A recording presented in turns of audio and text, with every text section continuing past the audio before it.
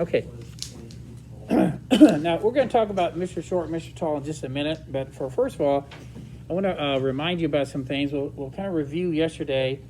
We do have it's not a real test, it's worth 80 points. My tests are usually around 150, so I'm going to say on Thursday, you can call it a big quiz or half a test, whatever you want to call it. And it has two things that it covers. One's called instrumentation, or three things. Instrumentation, which has to do with the stuff we did last week. You might even see a drawing of a graduate cylinder. I might have a rock put in there, and you'll see water displacement. Remember that? And it might ask you to calculate the density of something. It might ask you about the parts of the vernier caliper. Get that? And it might have some vernier calipers. It's so difficult to have a real caliper on a test question because you can't see it very well. So I'll do it like the handout sheet I gave you, where you have it's actually written out like that. So I'll just say, give me the reading on there. So if you're still not sure about that, you can watch the video from last week, or you can come and see me before Thursday. All right, so the next thing is the Big Six, and I understand I wasn't here last week, but I know also that some of you, when you're doing the Big Six, yes. What day is this again? What is it, Thursday? Yeah, and that's on the test. It's been on the test calendar, and I told you, and it's on Google Classroom. It's on as many different ways I can tell you, and it's only 80 points. I shouldn't say only. 80 is a nice little thing. And the third thing it covers, the second thing it covers is the Big Six. And I wasn't here last week, but you did the very best you could, and I thought that was good. But let's take a look at these one more time. When you have mass, it's the amount of matter in a material. That's good. And you can measure it in things like grams or kilograms, like that. We're going to do everything's metric here. And I agree with you. In our society, it's very possible that when you see something, have you ever seen that in like the Supreme Court? They have a statue of somebody holding a balance, but they probably call it the scales of justice, don't they? I get it. I think the word scale can really represent balance. But I will say that when you step on the bathroom scales, that's different. Bathroom scales have to do with springs, don't they? And that's a little different. So whether you call them a scale or whether you call them a balance, I'm okay. I call them balances, and we have mechanical balances, and we have electronic balances. And yesterday I even showed you one called an inertial balance, and I'll show you that again today. Now, what about the next one, volume? Volume is how much space something takes up. Everybody did a good job on that. Liters, milliliters, cubic centimeters, cubic meters, is that correct? So what kind of instruments could I use for that? Well, graduate cylinder is what you used last week. Could I use a ruler? Could I measure the centimeters and centimeters and centimeters, and if it has 90-degree angles, can I find the volume with a ruler? Could I? Could I use a graduate cylinder and use water displacement to find the volume? How about a rock? I can't use a ruler to find the volume of a rock if it's irregular, but I could use water displacement, couldn't I? Okay, let's go to density. Density is, I'm going to skip density for right now. Let's go to force. Force, kind of weird, is a push or a pull, and we measured in newtons. Is that correct? Newtons. And what do we use? We would use a thing called a spring scale. Remember that thing yesterday I held up in the air? I was weighing the things with it. And a spring scale can measure all kinds of forces. And that's measured in newtons. Now, let's go to weight. Weight is the force of attraction between an object and the planet, if it's on a planet, okay? So that's why, now some of you wrote pounds or some of you wrote something else here, but weight is a force. And so I could use a spring scale, couldn't I? That's what I did yesterday. Do you remember me, even though the camera's on there now, do you remember me holding a kilogram up in the air? And when I lifted the kilogram up on a spring scale, I had a spring scale, and I had a 1 kilogram mass attached to it. What was the reading on the spring scale on the Earth? What's the weight of a 1 kilogram mass? This is something you're going to use all year. Everybody look at me, okay? What do you think? What was the weight of a 1 kilogram mass? somebody said, yeah, it's about 10 newtons, wasn't it? And again, later in the year, when you start doing calculations, we'll actually use 9.8. Yes.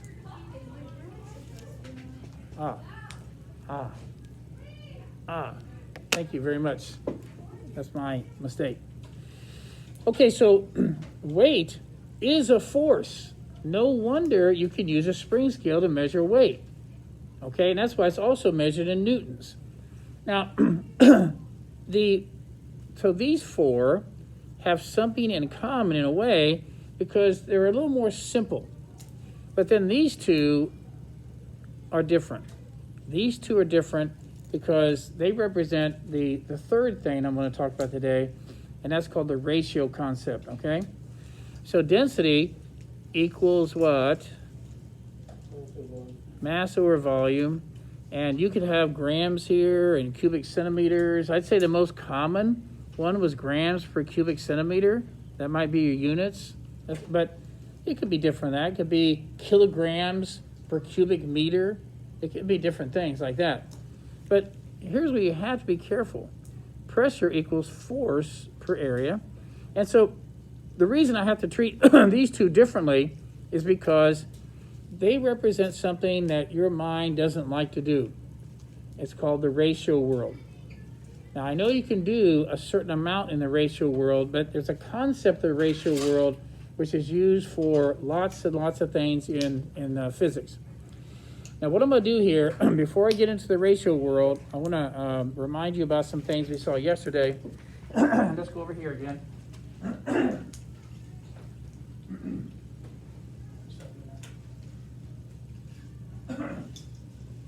Here's a mechanical balance, and when you put the same amount of mass on one side and the other, then it balances out.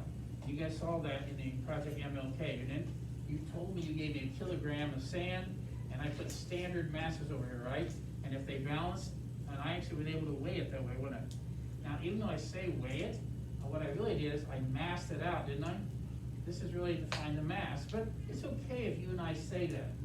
It just so happens that if we stay on the planet Earth, if you have twice the mass, you also have twice the weight. If you have 2 kilograms, the Earth pulls on 2 kilograms twice as hard as it pulls on 1 kilogram. That's why it's called heavy. Things are heavy because the Earth pulls on heavy things more than they pull on light things.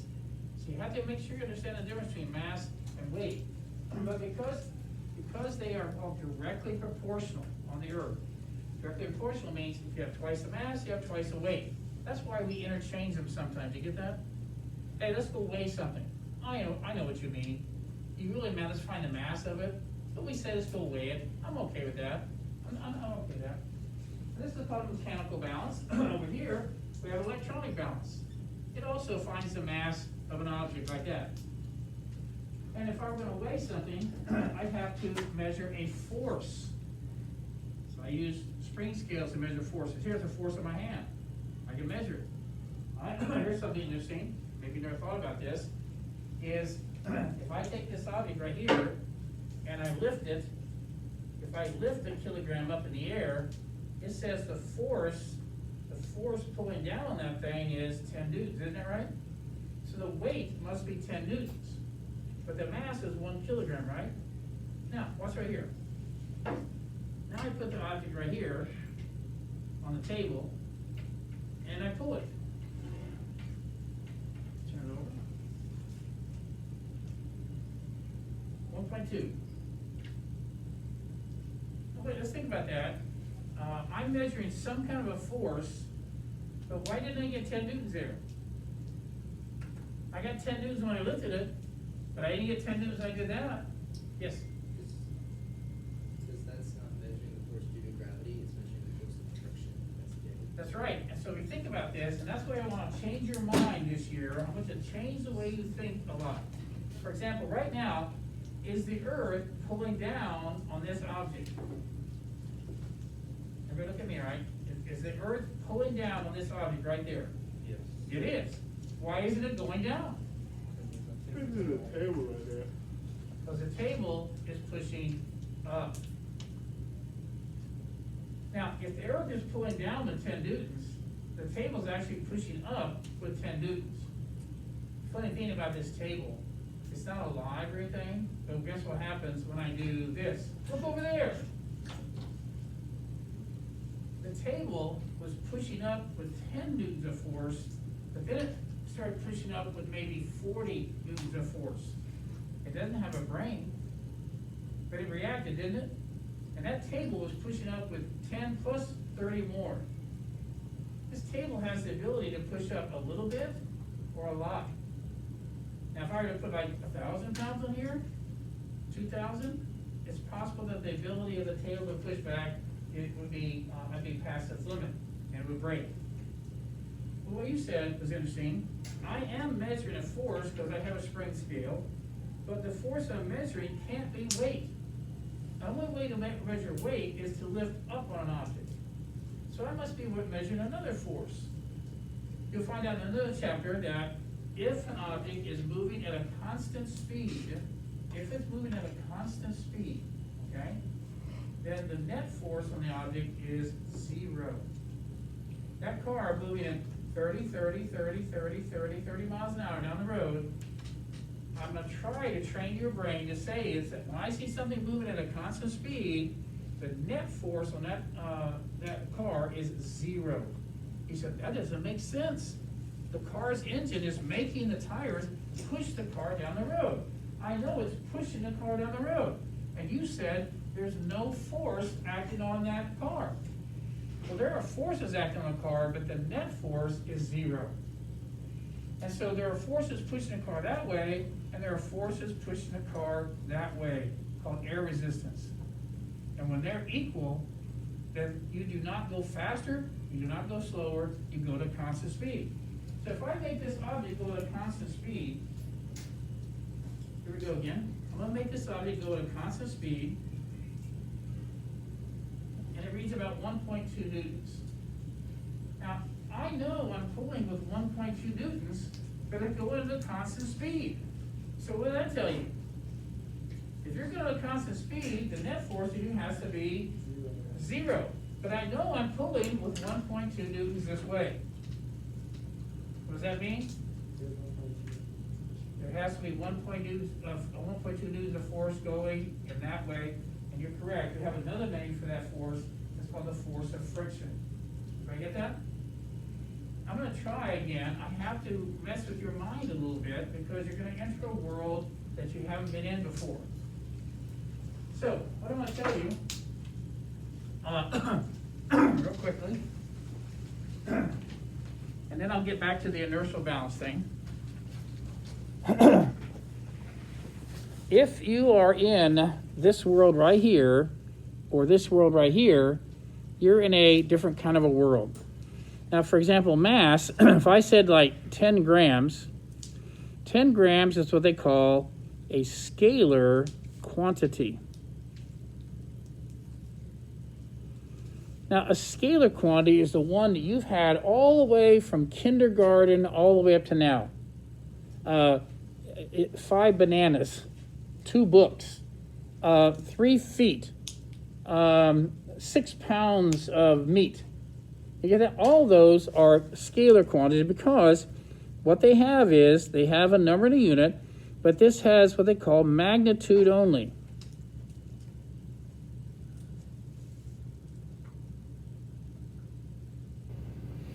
Now, magnitude simply means how big you are. So 10 grams has a bigger magnitude than 5 grams. Everybody get that? So magnitude just means how big you are. Got that? Okay, now let's go down here. Volume is also a scalar quantity. It's 30 milliliters. Now, what you're going to say is, well, I think everything in the world is a scalar quantity, but not when you get to here, and not when you get to here. And so I want to show you something. 10 newtons, maybe the 10 newtons is in that direction. Like if, and that's what these are. Like weight might be 10 newtons in this direction. But you could have one like 5 newtons in this direction, couldn't you? And so what we have is, for the first time, they're called vector quantities. Now, Let me tell you what a vector is. A vector, you're going to say, well, I've never heard of that. I've never heard that. Yes. I know what that is, but it's simple things. All right, what is it? An arrow that has direction and magnitude. That's right. Now, when you say, that's right. So vector quantities have magnitude, and they have what? Go ahead. Direction. Now, you don't like that world because that's not the world you grew up with. The world you grew up with a ruler or find out how much all your quantities have been scalar so far. But I want to show you you're entering a world which is a little different. And so how I want to show you how it's different, okay? Let me show you how it's different. In the scalar world, 10 grams plus 3 grams always equals 13 grams. Always. Everybody got that? Okay, now let's go over here. I should probably start. Let's do something else. I probably should have started this on another piece of paper. Oh, I'll do it anyway. Okay, ready? But what I'm asking a question is, what is 10 newtons this way plus 5 newtons this way? Now, in the scalar world, 10 plus 5 equals 15. But in the vector world, it doesn't have to be 15. It can be. If they were going in the same direction, 10 newtons this way plus 5 newtons this way gives you 15 newtons that way. So 10 plus 5 could equal 15. But what if they're going in opposite directions? What is 10 newtons this way plus 5 newtons this way? And you don't like saying it, but what's 10 plus 5 in this case? 5 newtons this way. Now, to make you a little more scary, let's make it a little more scary for you. Let's do this one. What is the smallest that you can get? If you add these two vectors, the biggest number you can get is 15 newtons. The smallest number you can get is 5 newtons. You get that? But I want you to think about this. What about something like that? What about something like this?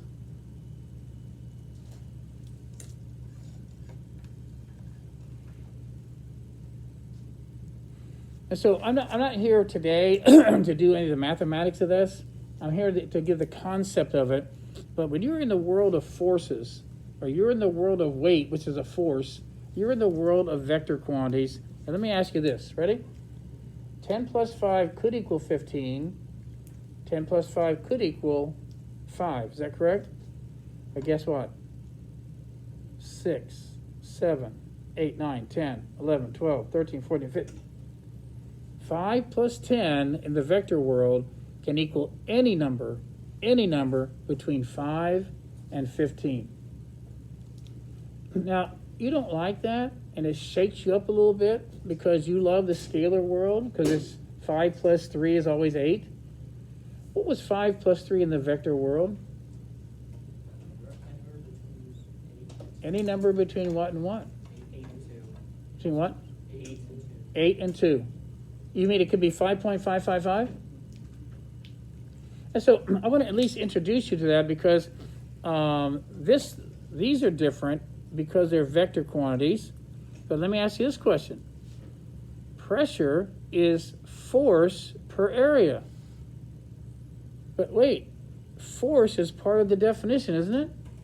Therefore, pressure must also be a vector quantity. Pressure is in a direction. This is mass and volume. They're both scalar quantities. That's why density, you don't say the density is 3.5 grams per cubic centimeter that way. That doesn't make any sense, does it? So at least I want you to understand these big six. I want you to know what we're doing here, what world we're in. All right, and what I'm going to do then is I do want to show you a short video. Remember they said that on the Earth, if you're in space, if you're in orbit, you are, quote, weightless. Remember that? You're really falling around the earth. And so you can't press against things. So there's really no up or down and things like that. So we can't use a mechanical balance. We can't even use the electronic balance because I need a gravitational field to push those things down, and I don't have it. Okay?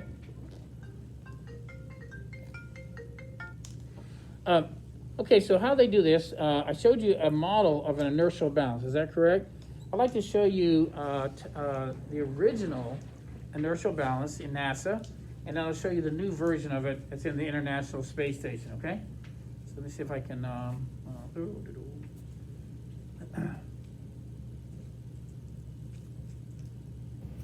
Okay, this was the original one. All right, everybody ready? He gets in there, he kind of straps himself down. And this thing has springs on it.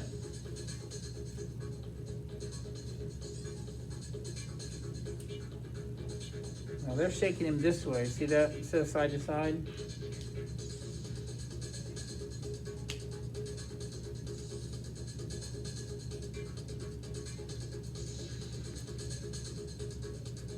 Now they figured out on Earth how much time it takes to shake 20 pounds and 40 pounds and 120 pounds. And so then he can actually convert, and nowadays it's all done for him on the computer. Okay, so let me show you another one. I don't want that one.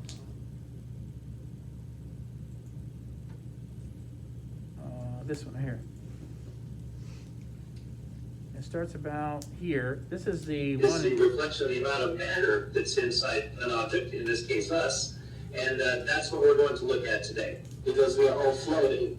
So, in order to measure mass, we will use the Newton's second law of motion. And what this does is measure the mass in an object, in our case in our bodies, by looking at the acceleration. Now, as Koichi said, if we know the force and we measure the acceleration, we can calculate the mass. And what the SLAM-D does is it gives us a known force provided by two springs of about 23 newtons. And then it moves the body over a certain linear distance, which we'll show you in a minute. And in that motion, it measures the acceleration with very precise optical sensors. So then we have two things. We have the force from the springs, we have the acceleration that we measure, and then all we have to do is calculate the mass. And we do that with our little laptop computer sitting right here. So in the end, we have all three things we need to figure out how his overall metabolism, again, how his body uses the food he eats, has changed just by being in space. So this gives us an idea of the sum total of a lot of those factors. All right, here it goes. Now what Koichi is doing is moving the arm back on the SLAM-D so that it will have a distance to travel, and over that distance is where we measure the acceleration. See, he's hanging on. Now it's very important for Koichi to get himself as tightly attached to the SLAM-D as possible, because we only want a pure motion between Koichi's body and the arm of the SLAM-D so that there's no extra motion, which would show up as errors in the measurement. So now Koichi has told the computer that it's him and that he's ready to get his mass measured, and he's moved the arm back and he's ready to go. Now the computer gives him a few seconds to dampen out the motion that remains from him getting onto it and reaching over, and then it moves over this fairly short distance, as you see, and it's a very gentle motion, and we want to stay as still as possible during that motion. Once the final motion is dampened out, the computer will calculate the acceleration and again the mass, and then will give us our body mass measurement for the day. What you will see in the second video is a setup kind of like this simple harmonic oscillator. The oscillator in the video... I'm gonna stop there.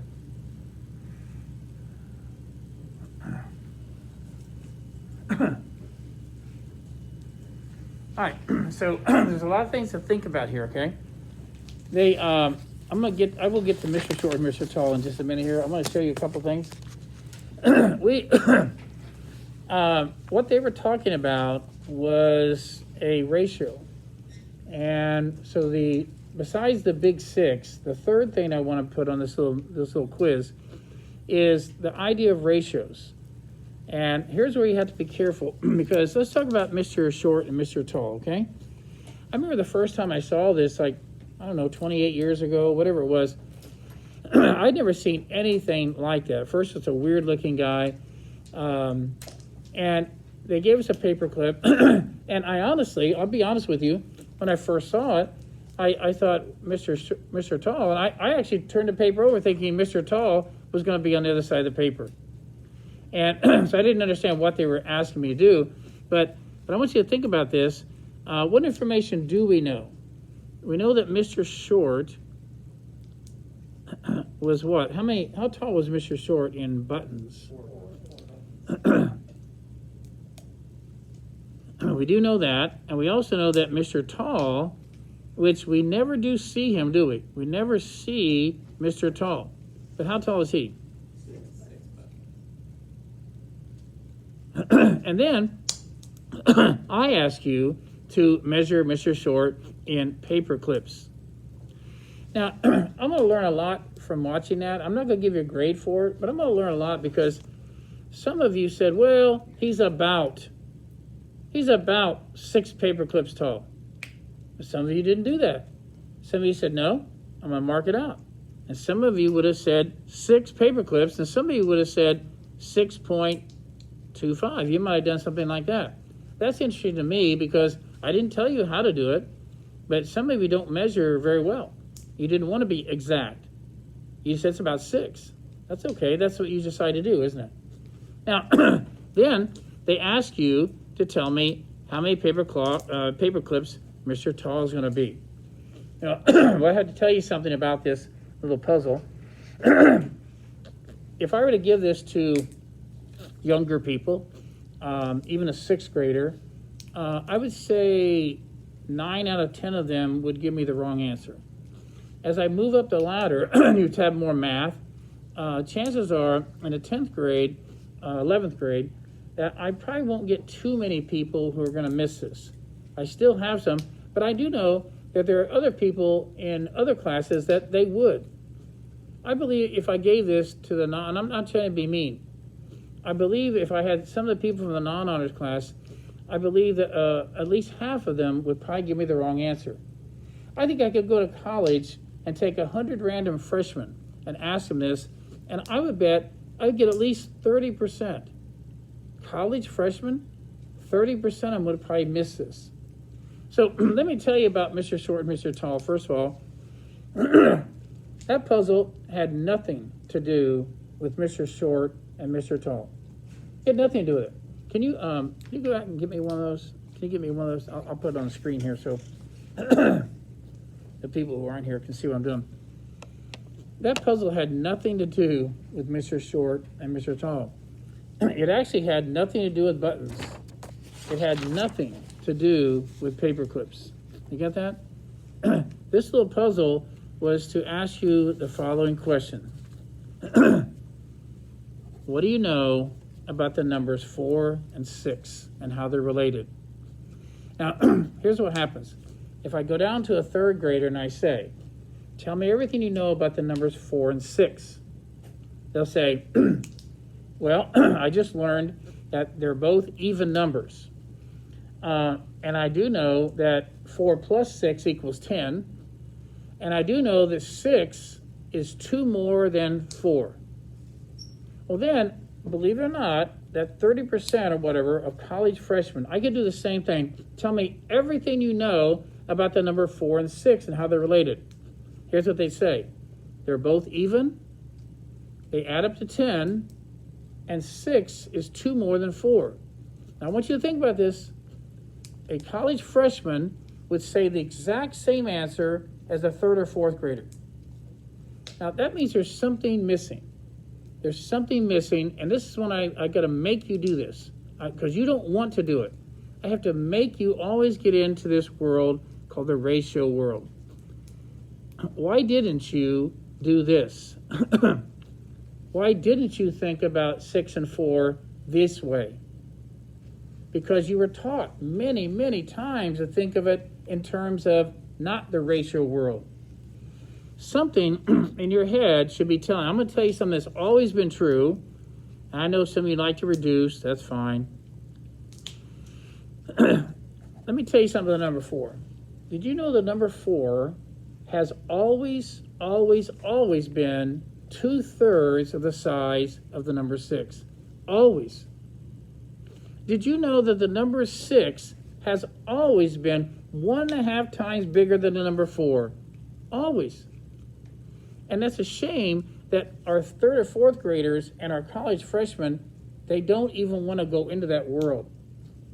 And so when you're doing the puzzle with Mr. Short and Mr. Tall, here's what some of you have learned this little math trick. I don't think you understand the concept behind it, but I do think you know how to do the mechanic parts, all right? You might have done something like this. Mr. Short is 4 buttons tall. 4 buttons tall compared to 6 buttons as 6 paper clips is to X. Some of you have learned that in math class, and that's called a proportion, isn't it? Your teachers call that a proportion? Okay, did you know that it doesn't always work? I remember the first time a teacher taught that to me. I thought somebody had handed me a golden key. I couldn't believe it. I could start doing problems that I'd never been able to figure out before. That was like a miracle. And then you cross multiply, don't you? So in this case, you would get x equals 9. And so maybe some of you did something like that, 9 paper clips tall. But you know, I could have done the same thing if I had even measured carefully. I could have said instead of 6, I could have 6.25. And I could have put it in there and gotten some of the number 9 point something something. So why am I talking about this? A lot of you are not sure why that works. You just know that it works. But I want to tell you something that, remember I told you about 30% of the college freshmen even would miss this? Some of you in here might have missed it. And I'm okay with that. I understand it. Because you don't want to enter that world. And even some people go to college, they don't want to enter that world either. So here's what you sometimes see. If I were to go down to the 8th grade right now and give this same, I'll bet half the 8th grade might give me this answer. Well, Mr. Tall was 2 buttons taller, so he would be 2 paper clips taller, and they put 8. That really sounds good, doesn't it? He was 2 paper clips taller, so he would be, or two buttons taller, so he'd be 2 paper clips taller. Now, that sounds pretty good. But what if I said, I'm going to give you a sand grain? I'm going to give you a sand grain. Okay, so Mr. Short was 200 sand grains tall. If you use the wrong logic, you would say he was 2 buttons taller, so I think Mr. Tall is going to be 202 sand grains tall. And you said, whoa, wait a minute. It says, you're right. That does not make any sense. It made sense to me to say he was 2 buttons taller, he'll be 2 paper clips taller, but you're right. If I use sand grains, it doesn't sound right at all. And what happened is, a lot of you want to stay in that plus and minus world. If you stay in the plus and minus world, you'll never be able to tell me about these 2 numbers, except they're both even, they add up to 10, and 6 is 2 more than 4. You get that? Now, if I can get you to constantly want to get into the world of ratios, I can teach you some of the best things in physics. Some of the very, very best things in physics are in the ratio world. Got it? So I'd like to introduce you to one of them. You tell me if this will help, okay? See if this works with you. The first thing, he was talking about Newton's second law. This calls F equals ma. Force equals mass times acceleration. Now, even though we have a whole chapter on this, I'm introducing it to you now so we can study ratios. Got that? So I'm gonna ask you a question, and the answer is not that easy. If I had a vacuum chamber, and I had a feather, and I had a bowling ball, and I drop them at the same time, they will both hit the ground at the same time. Now, did you know that? Okay. Now, I would say, even in this class, most of you would not be able to explain why that happens. I'm not asking for it yet, okay? Hang on just for a minute. I want you to think about it. If I had you write it down right now, why would the feather and the bowling ball hit the ground at the same time? So take your piece of paper, and I want you to write maybe 2 or 3 sentences. Okay, we'll take about 2 minutes here. Why, in a vacuum, would a bowling ball and a feather hit the ground at the same time if you let them go at the same time? And I want you to commit to say, yeah, I could explain that to somebody. Let's go ahead and explain it. So let's take about 2 minutes. You're going to write about 2 or 3 sentences. And let's see what it sounds like. And I'm not going to have you, if you don't want to say it out loud, you don't have to.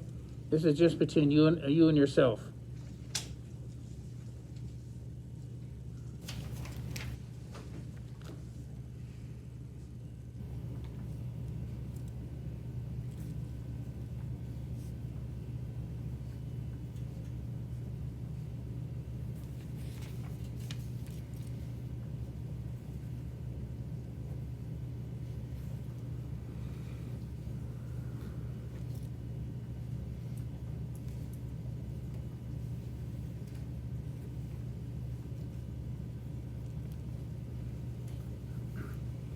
One more time. In a vacuum, a feather and a bowling ball, if released at the same time, will hit the ground at the same time.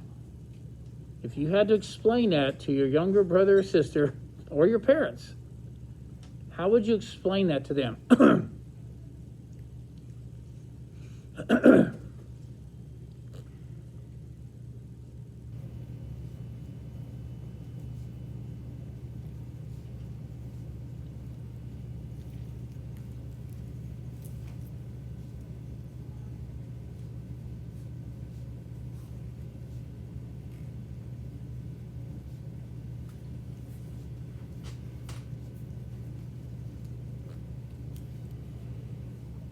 Are you thinking, Parker? Are you writing anything? I did write something. Oh, you did? Okay. All right. All right. Now, if you're still writing, okay. You're still writing. I'll let you write a little bit longer.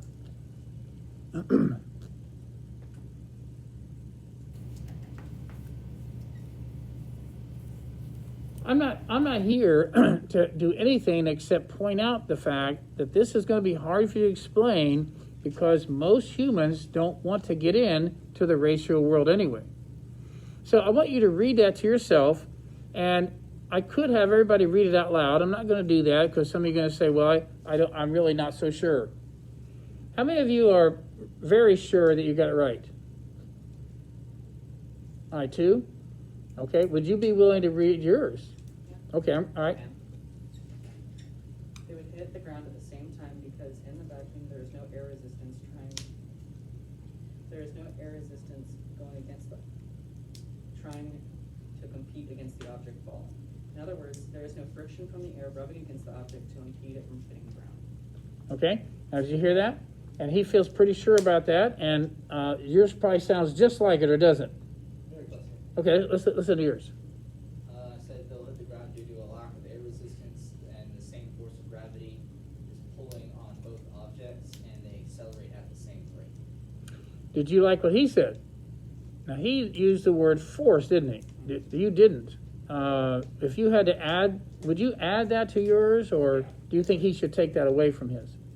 His is more specific in terms of the ratios, which is what he wanted. Mine doesn't mention ratios. All right, so what do you think?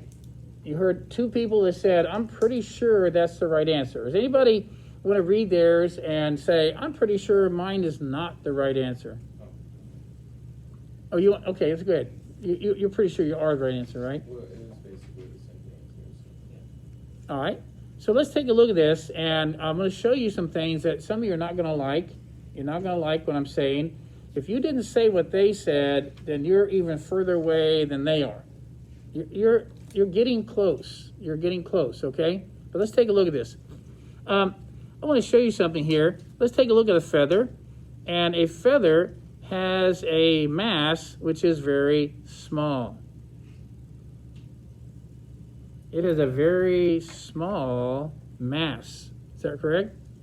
So let's say it's really small. Let's say it's like 0.001 kilograms. How about that? Let's say the mass is 0.001 kilograms. How much does it weigh? And how do you quickly convert mass into weight? And if you're a physics person, you know it's mg, and I won't use mg today, but g is 10. And so you know that 1 kilogram was 10 newtons. Is that correct? So you know that 1,000 grams of mass was 10 newtons. Is that correct? So I could build a conversion factor, couldn't I? So how would I do that? This is 1,000th. This is actually ends up being 1 gram, doesn't it? So 1 gram would be 0.01 newtons. Now, how much is the Earth pulling on the feather? What is the force of the Earth pulling on the feather? What is the force? 0.01 newtons. Let me draw a vector. 0.01 newtons. Let's go to the bowling ball. And I don't really know how much it, what does it have, 16 pounds, 5,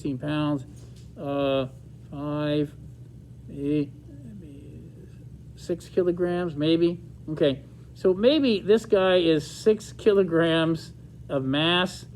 And so what would that be? 1 kilogram is 10 newtons.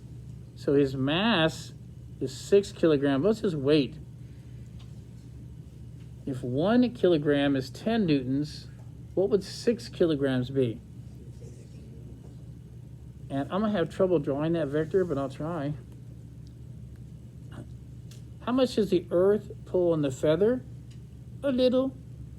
How much does the Earth pull on the bowling ball? A huge amount. A huge amount. Most people will say that they are pulled the same, and that's why they hit the ground the same. The pull on them is the same, is what they'll say. But we already know that can't be possible. So that throws your brain in a tizzy, because it's all of a sudden, wait, if they're not pulled the same, then they wouldn't hit the ground at the same time. But they do. Yes? So do they fall at the same rate because the inertia of the bowling ball is more, so it wants to move less? Okay, now that's a great question. Same speed?